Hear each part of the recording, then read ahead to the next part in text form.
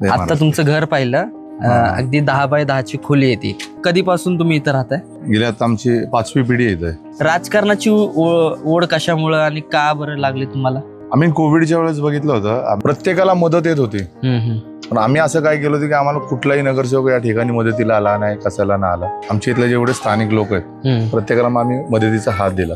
जर एखाद्याला आपण सपोर्ट करू शकतो तर मग आपण का सक्रिय होणार नाही? या अशा वेळी तर कधी जात नाही, पण तुम्ही असा विचार केलात नेमकं काहीतरी मायच्या मागं कारण असेल? सगळ्या गोष्टी अशा पैशाचा विचार न करता कुठंतरी प्रामाणिक काम जो असतो ना, आता हे जे एवढं वलय आमचं निर्माण झालंय ते प्रामाणिक काम केल्यामुळे झालेलं आहे. मी राजकारणात जाईल, मी अनेक काहीतरी भानगडी घडल, पैसे कमवल, त्या ज्या राजकारणात माझं 10 बाय 10चं नाही पण 10 मजली घर तुम्हाला 100% दिसलं असतं. तुमचं कार्यालय सुद्धा इथल्या लोकांनी एकत्र पैसे गोळा करून तुमचं कार्यालय बांधलं. काय विषय तो? तर माझे सगळे जवळचे जे मित्र आहेत, कोणी मला विटाची मदत केली, कोणी पेंटिंगची मदत केली, कोणी मला सिमेंट आणून दिलं.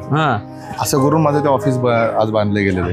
तुमच्याही घरची परिस्थिती सुधारली पाहिजेच की. कधीपासून राजकारणात आहे? त्याला परमेश्वर आहे माझ्या पाठीमागं. मी जर माझ्या परिस्थितीकडे मी लक्ष देत बसलो, अरे माझी परिस्थिती अशी, मी इतरांना मदत कसं कराल? म्हणजे विजन काय तुमचं? खूप मुलांचे शिक्षण झालेले आहेत, नोकरीपासून वंचित आहे, गटारांची समस्या आहे, पाण्याची समस्या आहे, ट्रॅफिक, 3-4 गोष्टीवर मी काम करणार आहे. समाजाचा खोडलवर व्हायचंय. खोडरबर काय खोडायचंय? जे काही समाजावरती तुमच्याजवळ डाग लागलाय तो खोडायचंय.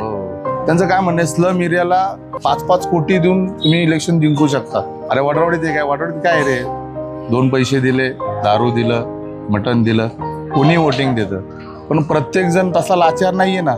स्वाभिमान मतदार बी इथं आहेत ना. इथं तो नेताही चांगला बघणार, समाज कार्यकर्ता चांगला बघणार, त्यालाच वोटिंग करणार आहे. प्रत्येक जण इथं विकणारा माणूस नाहीये, स्वाभिमानी बी माणूस आहे. ते मला दाखवून द्यायचंय. तुमचा पराभव झाला, दुसऱ्या दिवशी तुम्ही कुठे असाल? ऑफिस. मी कूल एकदम. मी काय म्हणा, मला शिकायची संधी येईल, एकतर पडल नाहीतर उठल, पण पडलो तरी उठून परत चालायची सुरुवात ठेवलेली आहे.